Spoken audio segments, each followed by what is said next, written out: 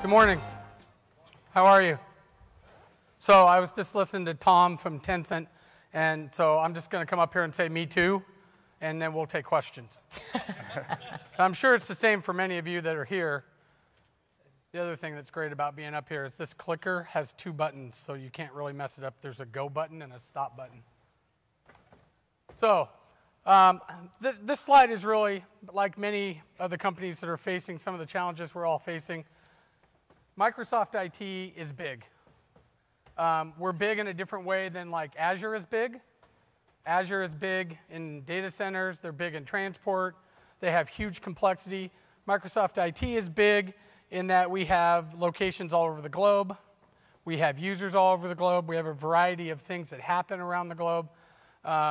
We have things like IoT devices where 10,000 IoT devices will show up in one of our buildings because someone decided to create an IoT lab. And then we have to figure out how to deal with that. So what we deal with from a scale perspective is a little bit different than what a cloud provider would deal with from a scale perspective. Quality of service on voice, obviously we run Skype for Business, is a big part of what we try to do. And running our own products is a big part of what we try to do. So this is kind of the slide that, this is where we're trying to go. So we've had historically a very legacy approach to corporate networking. I think legacy is probably the best way to communicate how we've approached it. And for the last 3 years, we've tried to modernize our legacy, if that makes sense. Where the infrastructure, because Microsoft is primarily a software company, the infrastructure to support those software engineers wasn't necessarily a focus of our investment as a company, particularly in IT. And so we had a very legacy network, and it was okay. It wasn't great, and we've had to modernize that. So if you can imagine, how many of you guys are still running ABG wireless in your buildings?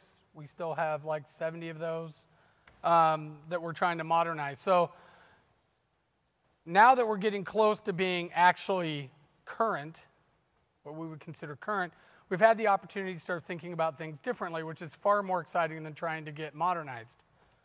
And there's a bunch of animation here, so hopefully I won't go too far. So the first thing is security. Now, we went to our security team and we said, hey, we're actually going to not have a corporate network in any of our buildings anymore. And one of my peers in the security team threw his badge on the table. You can't do that. And I thought it's going to take us 6 months to convince these guys that this is actually a better way to go. As more and more workloads move to the cloud, the need for a corporate network in the building becomes less and less. Why is it that suddenly you're more secure because you're in one of our buildings than you were at the Starbucks on your way to work, or commuting into work, or at the hotel when you were traveling? Your workloads are still in the cloud. About 6 weeks later, not months, they came and asked me, how fast can we do it? So now we're 6 months behind. So people are starting to get on board with this idea of, we don't really need a corporate network in our office locations. Now, that's a huge cultural change for a company. It's a huge cultural change for how we have built up processes that secure our data and manage identity and control data loss prevention. But the company and the security teams within IT are becoming more and more interested in CorpNet becoming the IT data center, and the office locations are just on the internet. And so as we aggressively move workloads to Azure, we're going to start to aggressively move users to an internet-optimized path, rather than CMPLS networks back to pinch points and data centers, which then basically hairpin your traffic right back to the country you came from. We'll just put those users on the internet where they are locally. And we think there's also, not only does it improve our security, but we also think that it reduces our CMPLS costs pretty significantly, as we're not having to long haul traffic back to central locations. The other thing is around wireless first. So we did a study across all of our office locations, and about 70% of our wired ports are not being used on a daily basis. So if you think about that first slide, how many locations we had, and you think about how many wired devices are in those buildings, and how many wires were ran for those wired devices, and how much power and cooling is being used to power and cool those things, and the M&R costs, and so on, pulling 70% of those ports out makes good business sense for the company. So we're going after trying to get rid of some of the wired networking across our enterprise. Now, there are places where you still need it. There's games developers and there's engineers that still need a wire because they're moving larger amounts of traffic. But for the most part, wireless, as people have voted with their feet, they're on wireless. They're not choosing to use a wire anymore. They're mobile. And wireless first happens to align with Microsoft's company strategy around mobile and cloud. We talked a little bit about internet first. The big challenge there is how do we maintain quality of service in an internet-only connection across the internet?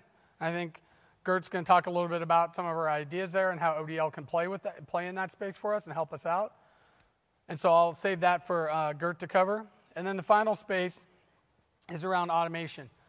Our network has grown up over the last 20 years and has become, let's say it was a 1,000 square foot foundation, and we now have a 10,000 square foot house on it. You know, things just kind of got bolted on over time. It's not uncommon in a lot of companies, and we're trying to unwind a lot of that stuff so that we can have a simpler, smaller, more effective network that actually takes less people to manage, costs less money for the company to maintain, and allows us to be more agile in support of our business needs. And with that, I'm going to hand it over to Gert, who's one of our architects, and he's going to walk you through a couple scenarios. Thank you, Brent.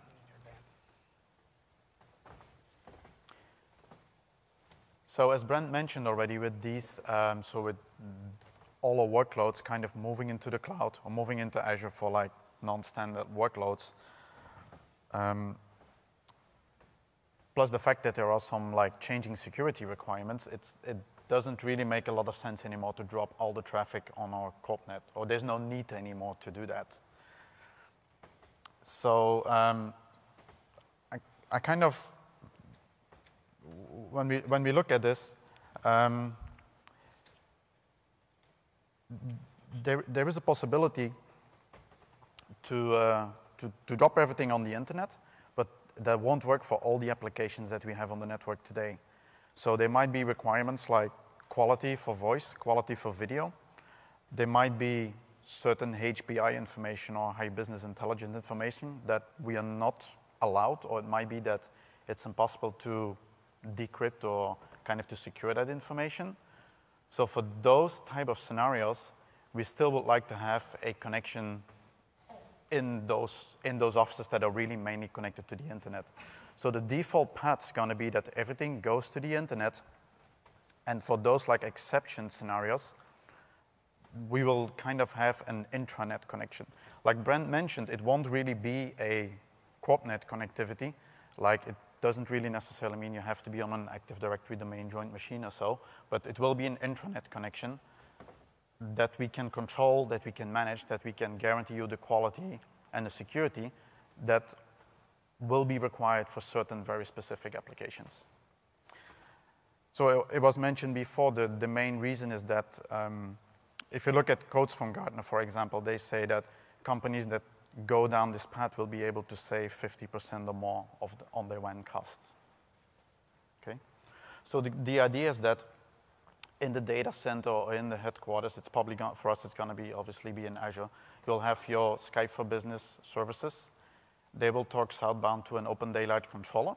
And then at the edge of your remote offices, there will be a decision point. I kept it very generic as decision point, but the next slide I will go into a little bit more details what exactly we think that's, well, what we think that can look, and there are still a few ways to look at that.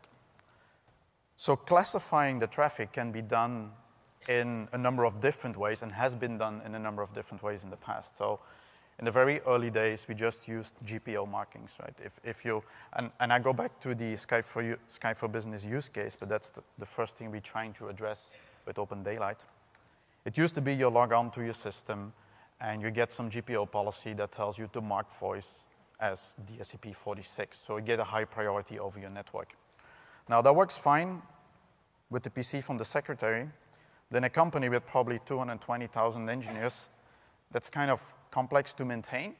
By the way, everybody is an administrator on their own machine, so if you look at those type of scenarios, we find traffic from any sort and any kind in our priority queue. So that doesn't really scale for us. The other possibility is what we did afterwards, that you just try to look at layer 4 markings. So we look at UDP port numbers that we use for voice and video for certain specific applications. That makes it better, but still it's not the most optimal solution. It improved the situation, but still we have a lot of, like I said before, we have a lot of very smart engineers. It's a large company, and they all know how to change the ports of their applications. I mean, lab owners, they know how to change the UDP port numbers for their tunnels between two sites. So they kind of write a voice queue all over the place. Now, lastly, the other thing that we did in the past, and we still do that today for wireless, we look at like deep packet inspection. We try to fingerprint certain applications, which works probably for 70–75% of the time. The problem is that everything goes to SSH, everything gets encrypted these days, and then also, if you look at Skype and any other like UC applications, they come with new codecs on the fly, and that breaks the whole setup, right? So the only way that we can really look at this is like if we have Skype for Business northbound, they can tell via the 5-tuple information, which is not very complex and which is an interface that is available today, they can talk to an SDN controller and explain them which flow is really going to be Skype voice, or which flow is going to be Skype video, and that needs that priority on our network. Right? So we will probably be looking at some of the, we might be just pick up the code that is available from Open Daylight, or we might be looking at some commercial releases based on the open source Open Daylight controller. Because it might be that certain partners have developed specific modules that are of use to us that we can just plug in and use. Well, hopefully they are open source then and not proprietary to that partner. But that's something that we haven't decided upon. The same for southbound. So as we want to do a first POC, we might just take an open vSwitch and kind of plug it in front of our WAN router and use that to talk with OpenFlow to the SDN controller. And at that point in time, we can just we can be sure that all the DSCP markings will be correct, and we can, based on that, we can kind of steer the traffic or on the internet or on the intranet, right? Obviously, the use case it's a very good example for an SD-WAN solution or for an SD-WAN controller. We're kind of a little bit hesitant to picking one because they are all proprietary solutions today. So they're not really open source, and we're kind of watching that space to see what's going to happen and see which direction we will go with that. Okay? And then obviously there's like wireless controllers, which is part of the Atrium Enterprise project, the second phase, but I think Bithika will talk about it a little bit more, where we will be looking at how can we take telemetry analytics and how can we relay that back to the information we can get out of Skype for Business. Okay, Bithika? Thank you, Gert. So you heard about a few different initiatives and use cases from Microsoft. So I'm here as a representative of ONF, and how are we accomplishing that at ONF with open source software? So what you see in this slide is essentially project Atrium Enterprise. It's codenamed Atrium Enterprise. But what it really is an open source reference SDN distribution. It's Open Daylight based, and it essentially integrates unified communications and collaboration as the application on top of it, and a variety of network elements on the southbound. So with the first use case that Gert and Brent described with Internet First, what we are delivering in this first phase is essentially a VNF, a virtual network function, with Open Daylight as the controller, and with Open Virtual Switch, OVS. So it's a very simple and easy piece of software that can be dropped into Microsoft Brownfield network.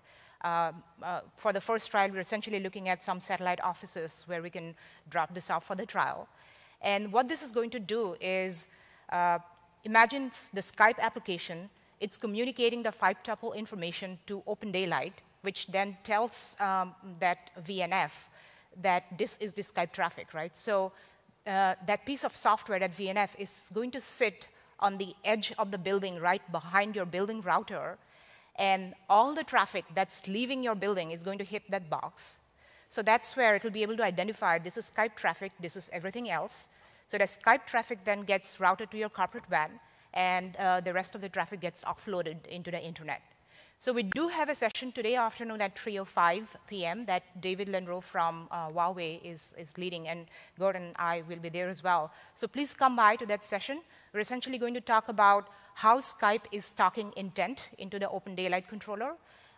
We are also going to talk about how we are architecting the whole scale-out architecture with Open Daylight, sort of in prep for the trial, and how we are planning to roll out the trial itself. So please come attend that session. We are in parallel exploring another option with SD-WAN.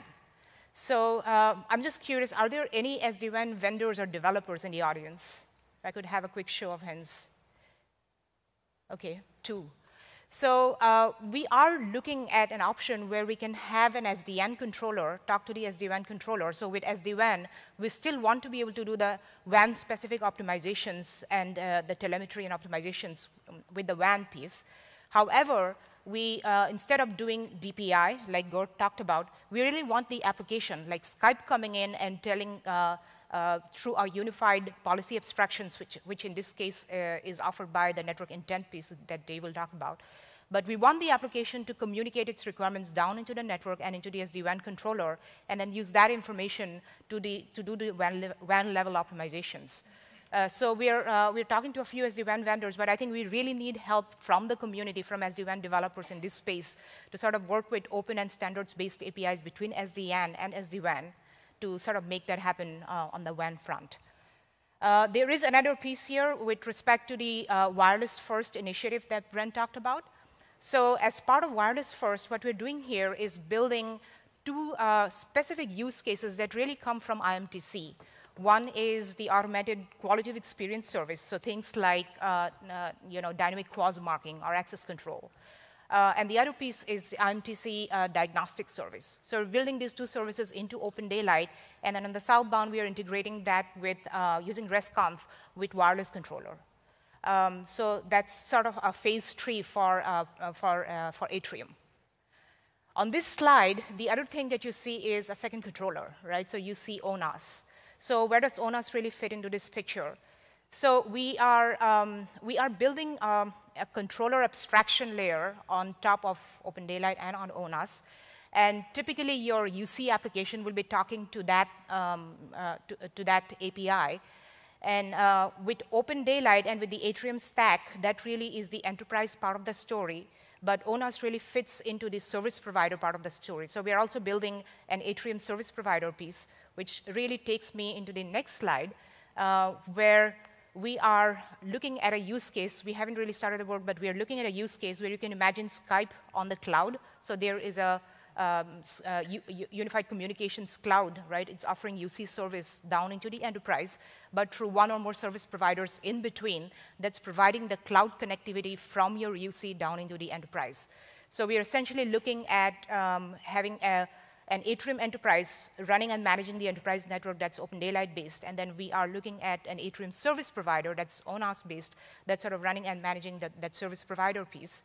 But the beauty of this solution, and this really brings us into the 3rd use case that comes from IMTC, and this project is now part of one of the MEF use cases as well, is how do we really use the MEF, the LSO, the Live Services Orchestration APIs, and have something like Skype running on the cloud, communicate its requirements into the service provider cloud, into the enterprise cloud, so we can provide an end-to-end quality of experience and an end-to-end diagnostic service. So this is in the works, and we are going to talk about that more in an upcoming MEF BOF session, as well as another MEF conference coming up in November.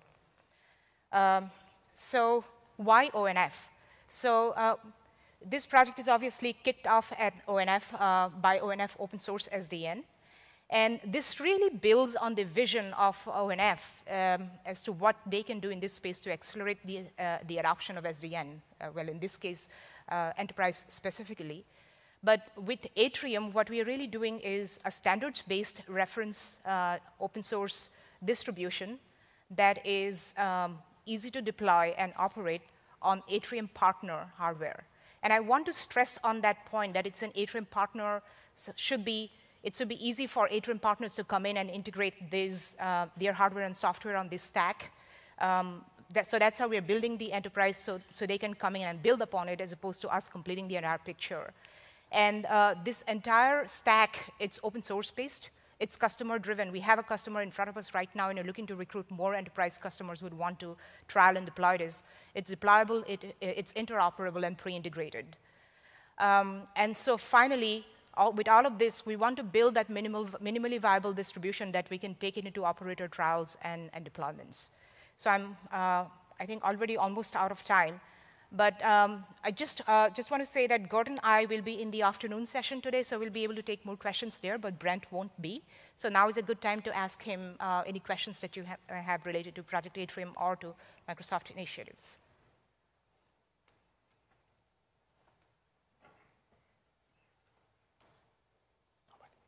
Okay. Thank you for your time. Thank you. Thank you. They have huge complexity.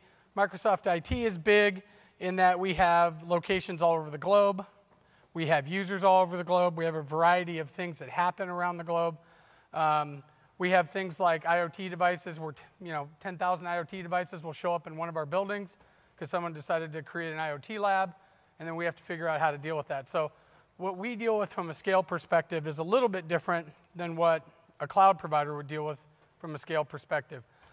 Quality of service on voice, obviously we run Skype for Business, is a big part of what we try to do. And running our own products is a big part of what we try to do. We went to our security team and we said, hey, we're actually going to not have a corporate network in any of our buildings anymore. And one of my peers in the security team threw his badge on the table. You can't do that. And I thought it's going to take us 6 months to convince these guys that this is actually a better way to go. As more and more workloads move to the cloud, the need for a corporate network in the building becomes less and less. Why is it that suddenly you're more secure because you're in one of our buildings than you were at the Starbucks on your way to work, or commuting into work, or at the hotel when you were traveling? Your workloads are still in the cloud.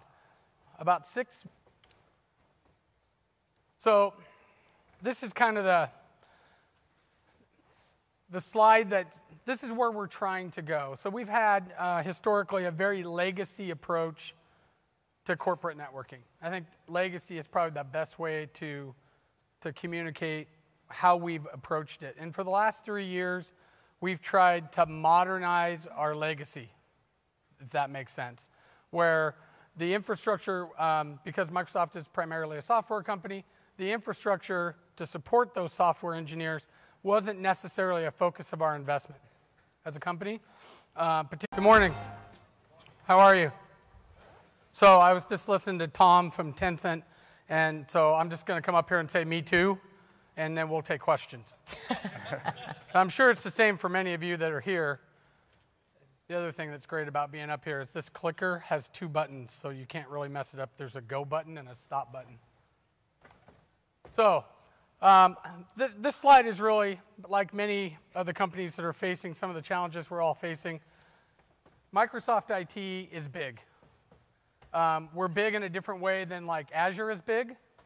Azure is big in data centers. They're big in transport, particularly in IT.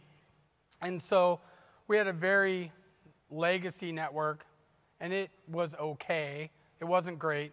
And we've had to modernize that. So if you can imagine, how many of you guys are still running ABG wireless in your buildings? We still have like 70 of those that we're trying to modernize. So now that we're getting close to being actually current, what we would consider current, we've had the opportunity to start thinking about things differently, which is far more exciting than trying to get modernized. And there's a bunch of animation here, so hopefully I won't go too far. So the first thing is security. Now,